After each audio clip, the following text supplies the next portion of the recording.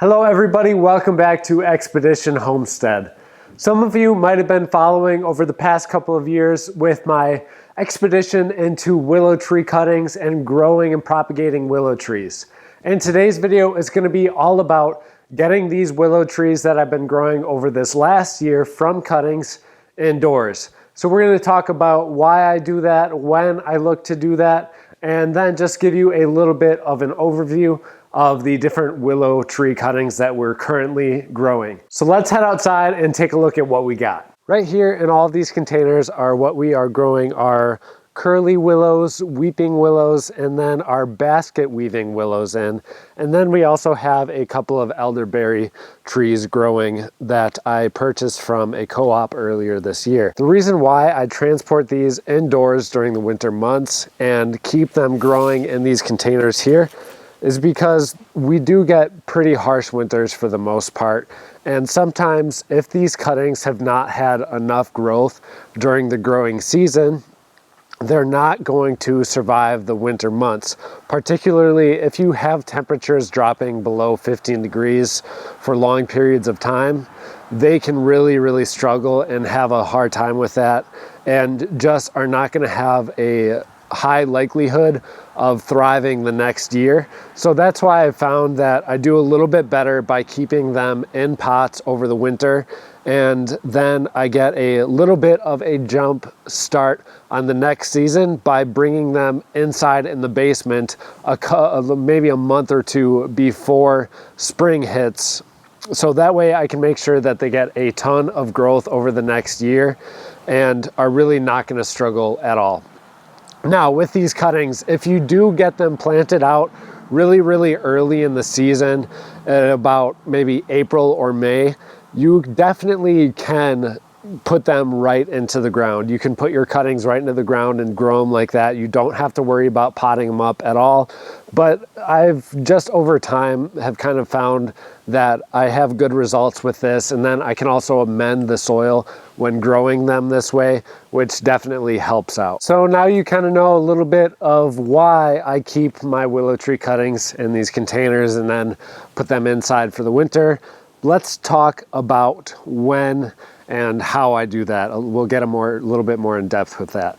I look towards the forecast and check to make sure that I don't have any temperatures below 30 degrees for several days. So if I get a night or two where it does drop below 30 degrees and then it's back up into, say, the mid 40s, then they're going to be fine out here with no problems in the pots.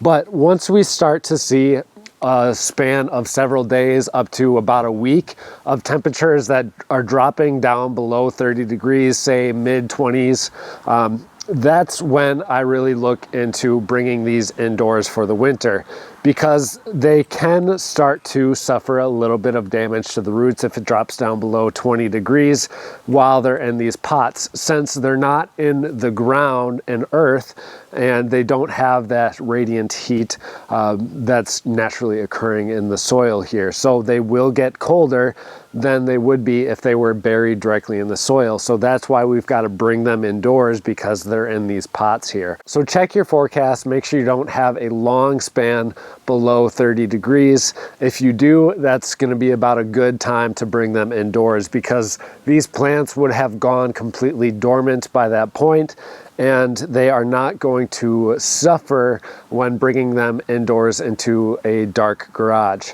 If you were to bring these indoors in a dark garage before they started going dormant, like in the middle of summers, they're going to struggle. They're going to receive some damage because of that, because they're still trying to grow and it hasn't gone into dormancy. So it's important that we kind of hold off as long as we can, but when it's time, well, it's time. We got to bring them indoors. So what I will do is just bring these inside to our garage. It's an unheated garage, but generally it stays about 10 degrees warmer than the outside temperature, give or take, of course. And I won't do anything with them. I will water them maybe once throughout the winter. Like if I go out and can tell that they are really dry, then I will just give a light sprinkle in the soil just to kind of make sure that I'm keeping some of that stuff alive. but for the most part, you really don't have to do anything at all.